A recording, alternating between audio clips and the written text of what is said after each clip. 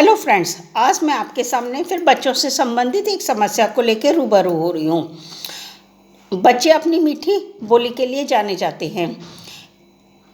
भारतीय परिवारों में जब बच्चा बोलना सीख जाता है तो हम उसे अच्छे सलीके से बात करना सिखाने लगते हैं।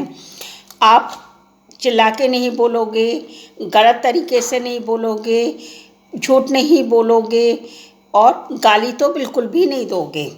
आप करके सबसे संबोधित करोगे, सबका आदर के साथ में बोलोगे। तो ये सारी चीज़ें हम अपने बच्चों को सिखाने लग जाते हैं। एक्सपर्ट बताते हैं कि बच्चा उसी भाषा को सीखता है जिस माहौल को देखता है। उसके घर परिवार का जैसा माहौल होता है उसी भाषा को वो बहुत जल्दी सीख जाता है। आजकल हमारी जनरेशन में बच्चे सलीके से बात करना तो लगता है भूल ही गए हैं। अपनी आम भाषा में वो बहुत सारे अपशब्दों का प्रयोग करते हैं। गाली देना तो एक आम बात हो गई है। कभी कभी तो वो अपने बड़े लोगों के सामने भी अपशब्द बोलने से नहीं हिचकते हैं।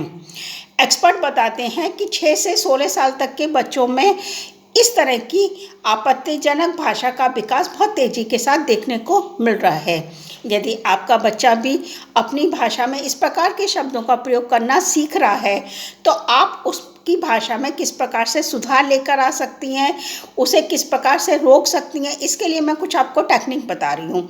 सबसे पहले यदि आप देख रही हैं कि आपका बच्चा आपके घर के माहौल में यदि कोई बड़ा व्यक्ति अपनी बोलचाल में किसी गाली का प्रयोग करता है तो आप सोचिए कि आपके बच्चे में सुधार तो असंभव है।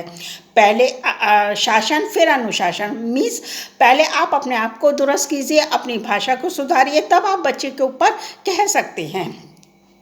यदि आप देख रहे हैं कि आपका बच्चा गाली बक रहा है तो बहुत सारे कभी कभी ये केसेस में होते हैं बच्चा बोलता है, अपना गुस्सा बाहर निकालता है, लेकिन उस गाली का क्या मतलब होता है वो नहीं जानता है।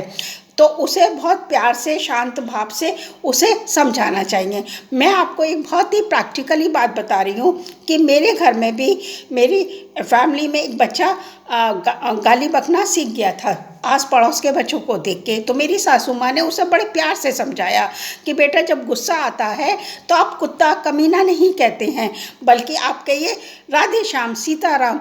तो वो धीरे धीरे करके इन शब्दों का प्रयोग करने लगा और धीरे धीरे करके उसकी जो आदत हो रही थी, गाली देने की आदत आ रही थी, वो भी उसकी छूट गई। ये बिल्कुल प्रैक्टिकली बात है, आप ज़रूर आजमा के देखिएगा।